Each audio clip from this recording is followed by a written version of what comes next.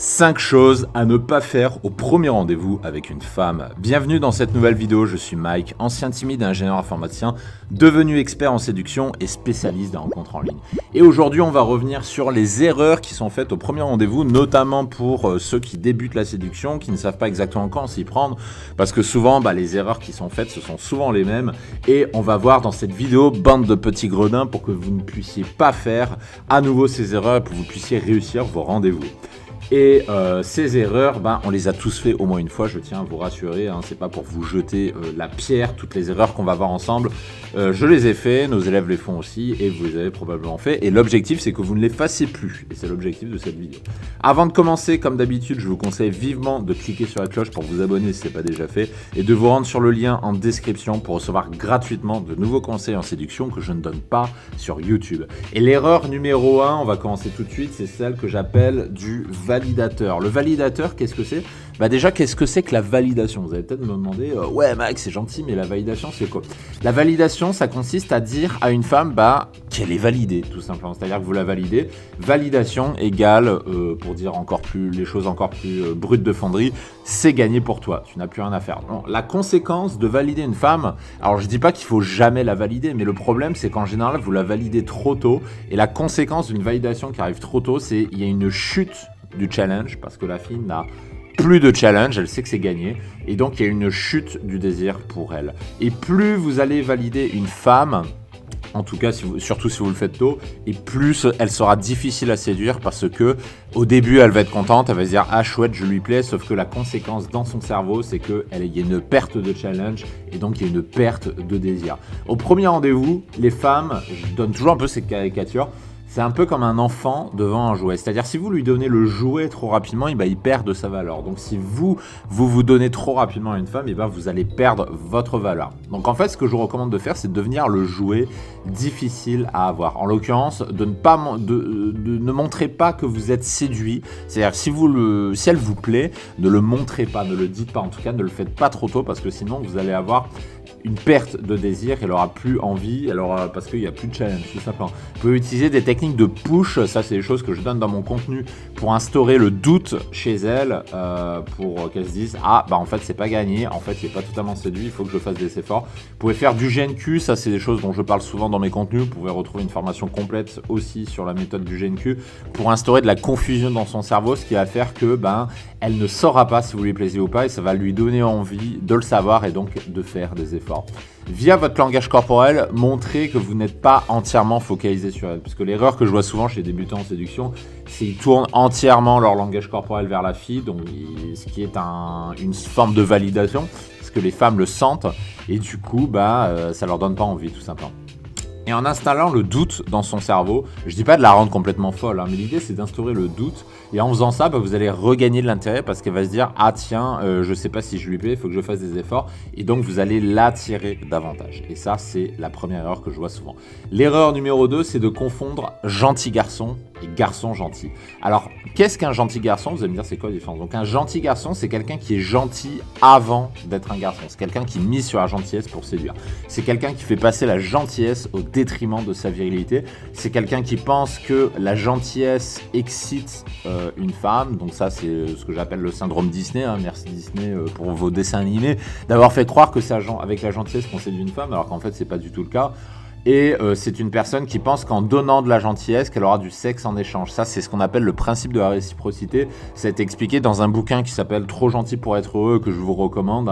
C'est un docteur qui a écrit ce livre. Il explique qu'en fait, les hommes qui sont gentils le sont parce qu'ils appliquent la technique de la réciprocité. C'est-à-dire ils sont gentils parce qu'ils attendent quelque chose en échange. Et le truc, c'est qu'entre gentillesse et virilité, une femme choisira toujours la virilité.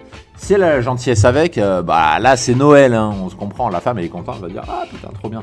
Mais entre gentillesse et virilité, si elle a le choix, elle choisira toujours la virilité. Les exemples, vous les avez partout autour de vous. Vous les avez même dans le cinéma, ça a été largement expliqué, popularisé, c'est comme ça depuis des siècles. À la fin, c'est toujours la virilité qui gagne. Et le garçon gentil, c'est l'inverse. Un garçon gentil, c'est quelqu'un qui est garçon avant d'être gentil. C'est-à-dire qu'il va d'abord miser sur sa virilité pour charmer une femme. C'est quelqu'un qui a compris que la gentillesse, c'est la cerise sur le gâteau. Et c'est non pas le gâteau, comme on l'a vu précédemment. C'est-à-dire la gentillesse, ça va être le petit truc qui va faire que elle va surkiffer. Et les femmes, elles aiment les hommes gentils, qu'on se le dise, mais ce qu'elles veulent d'abord, c'est un homme qui se comporte en homme. Elles veulent d'abord un garçon gentil, et non pas un gentil garçon. Gardez en tête que la gentillesse, ce n'est que la cerise sur le gâteau, et en aucun cas une qualité absolue à avoir pour la mettre dans votre poche. Si vous faites ça, vous n'y arriverez pas. C'est toujours la virilité qui compte en premier. Pour ceux qui souhaitent aller plus loin, j'en profite, je fais un petit aparté. Vous pouvez accéder à la méthode complète en description de cette vidéo, puisque là c'est qu'un petit aperçu de mon contenu que je vous donne. Et pour ceux qui veulent avoir toute la méthode et toutes mes meilleures techniques pour réussir le premier rendez-vous, ça se passe dans le lien en description. On passe à l'erreur numéro 3 qui est celle du mort de faim. Le mort de faim, qu'est-ce que c'est? C'est un grand classique, c'est le mec qui est entièrement tourné vers la femme avec son langage corporel, donc c'est-à-dire de voûter, il regarde que elle, il a les bras tournés vers elle, il a les mains en avant, donc un langage corporel qui montre que le mec est complètement subjugué par la fille. C'est quelqu'un qui va souvent faire des faux sourires aussi pour essayer d'éveiller un petit peu son intérêt. Il va beaucoup miser sur le sourire, sauf que souvent c'est un faux sourire. Il va faire une surabondance de compliments qui ne sont pas mérités, c'est-à-dire il va tout le temps lui dire « Ah, t'es trop charmante, t'es trop cool, t'es trop sympa, t'es trop bien », alors que ce ne sont pas des compliments mérités, que c'est des compliments qui arrivent trop rapidement. Et grosso modo aussi, c'est un homme qui va avoir une propension à vouloir aller trop rapidement chez elle. Encore une fois, c'est bien d'aller chez une femme au premier rendez-vous, mais il faut le faire au bon moment. Si vous y allez trop vite, ça ne marchera pas. Et le truc, c'est qu'on ne trompe pas le sixième sens féminin, parce que si vous êtes en chien, elle le sentira. Et si elle le sent, vous perdrez toute virilité. Donc moi, ce que je vous recommande, notamment si vous débutez, que vous n'avez pas couché avec une femme depuis 6 mois, je vous recommande d'apprendre à contrôler votre libido, parce que sinon, vous allez passer pour un mort de faim, elle va le sentir, et vous ne coucherez pas avec elle. L'erreur numéro 4, c'est celle du tout ou rien. Donc ça, c'est un truc que je vois très souvent chez les débutants en séduction.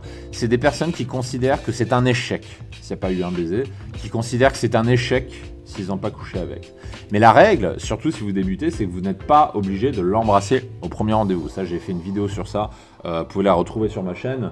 Je crois que ça s'appelle « Comment embrasser au premier rendez-vous ». Vous n'êtes pas obligé d'embrasser une femme au premier rendez-vous. Donc ce n'est pas un échec si vous ne l'avez pas embrassée. Rassurez-vous.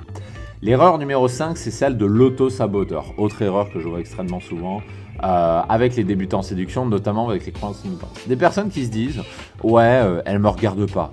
Ça veut dire que je suis moche. » Alors qu'ils vont se dire, c'est peut-être votre cas aussi, « Ah, elle ne me pose aucune question sur moi. » Ça veut forcément dire qu'elle s'en fout de moi. Ou alors une autre question, ça va être « Elle m'a dit qu'elle allait rentrer. » Ça veut dire que j'ai échoué. Si elle vient pas avec moi, si elle vient pas chez moi, ça veut dire qu'elle n'est pas attirée, ça veut dire que je me suis planté. Et la règle, c'est la suivante, c'est que le seul coupable d'un date raté, dans 80% des cas, c'est pas parce que vous étiez nul, mais ce sont vos croyances limitantes. Parce que si vous pensez ça, si vous pensez que vous avez échoué parce que vous ne l'avez pas embrassé, et ben c'est ce qui va se passer, vous ne la reverrez pas. Ce sont avec vos pensées que vous construisez votre réalité. Si vous considérez que c'est un échec qu'elle n'est pas allée chez vous au premier date ou que vous ne l'avez pas embrassé, ça va être votre réalité. C'est-à-dire, la réalité va se matérialiser comme un échec. Alors que si vous changez votre croyance, que vous dites, bah non, c'est pas un échec, je vais avoir un deuxième rendez-vous, bah là, les choses changent. Et ça, c'est pas pareil. Et dans la méthode La Garçonnière, typiquement, une femme qui vous envoie 0 signe d'intérêt, ça c'est un truc qui est très courant, c'est-à-dire si par exemple vous avez la croyance, ouais, elle m'envoie aucun signe d'intérêt, c'est-à-dire qu'elle n'est pas intéressée, en fait, je vous donne dans cette formation une femme que j'ai rencontrée, qui est un bon cas d'école de ce qui m'est arrivé plusieurs fois, qui m'a envoyé 0 signe d'intérêt et qui était en fait très intéressée. Et ça, c'est dans la méthode complète. Je vous donne rendez-vous sur le lien en description pour y accéder. Et j'aurai le plaisir de vous y retrouver, ainsi qu'en commentaire de cette vidéo si vous avez des questions, et sur les autres vidéos de la chaîne pour voir d'autres sujets ensemble. D'ici là, je vous dis à très bientôt. Ciao, ciao.